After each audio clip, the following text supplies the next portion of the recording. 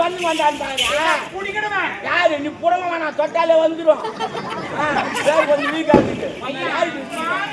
இல்லைன்னா உங்க மேல கும்பிடு தட்டிட்டு போயப்போ. என்ன தவுல சொம்ப வச்சுன்னா யாரு தாள் வச்சு நான் ஆட மாட்டேன். ஆடி நான் ஆட்டுவேன். நீ உன்னால முடிஞ்சா இப்படி தவளை வச்சு ஆடி காட்டு. தவளை வச்சு நான் ஆடி காட்டுவேன். ஆடி காட்டுறா. ஆடி காட்டுவேன். ஆடி காட்டுறா.